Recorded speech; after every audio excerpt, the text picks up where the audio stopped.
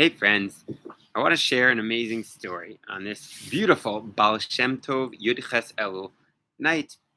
So a few years back, I was sitting on my roof in the old city, and it happened to be the Baal Shem Tov's birthday.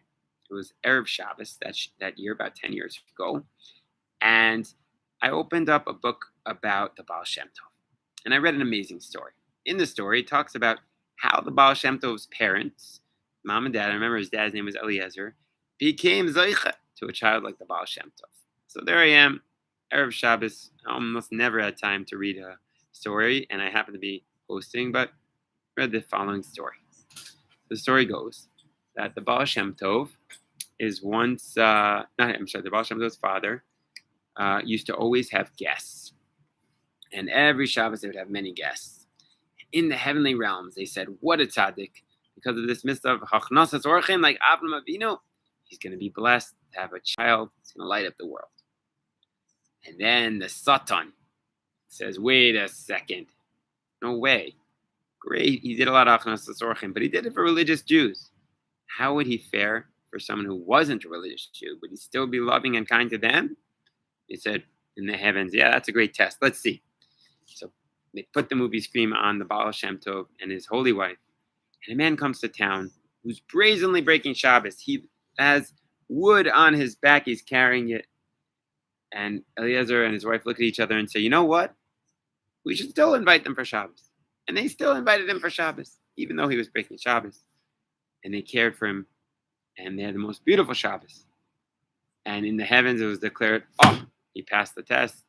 He's going to be the father of the Baal Shem Tov, the man who's going to bring light and love to the whole Jewish people. Gavalt, that was the story. That Shabbos, I went down to the Kotel, and I was planning on hosting about 4 people that Jeff Seidel was going to send me. And I get back from my davening, and guess what? 2 of them had shown up, and 2 of them did not show up. Sorry, they didn't come.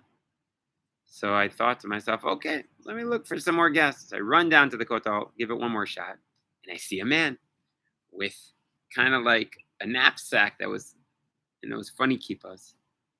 And I'm thinking to myself, whoa, it's kind of crazy. It's like in the story, the guy who's kind of brazenly breaking Shabbos as he's going to the Kotel. I'm going to invite him in. And so I did. I invited him in. And as we're walking back, this guy who kind of looked like he was a little homeless says to me, tonight's the birthday of the Baal Shem Tov. I say, how do you know that? I mean, he wasn't religious. He wasn't keeping Shabbos. I wouldn't expect him to know when the birthday of the Baal Shem Tov is, but man, did he know. The entire Friday night, he was lighting everyone else. He was the star telling us stories about the Baal Shem Tov and anything else. And it was amazing. A few months later, I'm actually doing a little tish on my rooftop with the Araita boys. And this guy knocks on the door, this homeless guy, and says, hey. I said, whoa, you again. And he bought me the Baal Shem Tov's Sefer and the Kedusha Levi. I still have it in my house. Love to learn it with you one day. And it was my little Baal Shem Tov miracle story. The lesson is that we need to extend love to everyone. Those who are within the fold, those who are not, those who it's easy to love, and those who it's more challenging.